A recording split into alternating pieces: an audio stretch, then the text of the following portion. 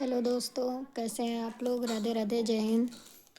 मैं हूँ प्रतिमा यादव और आप देख रहे हैं मैथ्स विद प्रतिमा यादव। हम आप लोगों को एक बहुत छोटे से टॉपिक, दो शब्दों के बीच का अंतर बताएंगे, आइडेंटिटी और इक्वेशन। आइडेंटिटी को हिंदी में सर्वसमीका कहते हैं और इक्वेशन को समीकरण कहते हैं। बोलने में, देखने में ये दोनों एक जैसे तो लगते हैं, लेकिन एक जैसे बिल्कुल भी नहीं होते हैं। जो सर्वसमीकाएँ होती हैं, हम अलजेब्रा में या ट्रिग्नोमेट्री में जितने भी फार्मूला यूज करते हैं, वो सर्वसमीकाएँ होती हैं। और जो समीकरण होता है, यह एक्स के या जो भी वेरिएबल होते हैं समीकरण में, उसके सभी मानों के लिए सत्य नहीं होता है। अगर परिभाषा के रूप में देखें तो कह सकते हैं, ऐसे वेरिएबल जो अपने सभी मानों के लिए सत्य होता है, उसे सर्वसमीका कहते हैं।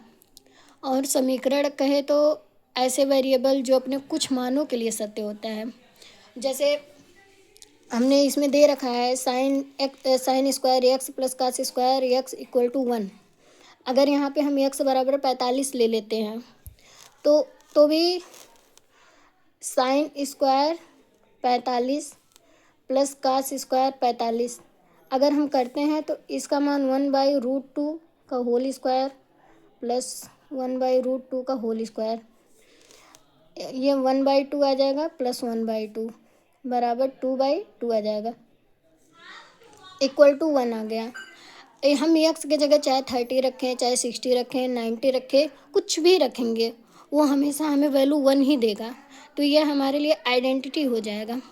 लेकिन यहाँ पे जैसे साइन एक्स बराबर 1/√2 है, यह एक्स बराबर 45 तो है, ठीक है इसके लिए, लेकिन एक्स बराबर 30 के लिए यह 1/√2 नहीं देगा, 60 के लिए भी नहीं देगा। तो जो एक्स के सभी मानों के लिए सत्य नहीं होगा, उसे समीकरण कहते हैं। और ऐसे वेरिएबल जो अपने सभी मानों के लिए सत्य होता है, उसे सर्वसमीका कहते हैं। जैसे मान लीजिए हम एक इक्वेशन लेते हैं, x square minus 3x plus 4 बराबर 0। अगर इसका हम फैक्टर करेंगे तो क्या आएगा। रुकिए, हम दूसरा इक्वेशन ले लेते हैं, क्योंकि इसका तो फैक्टर ही नहीं बनेगा।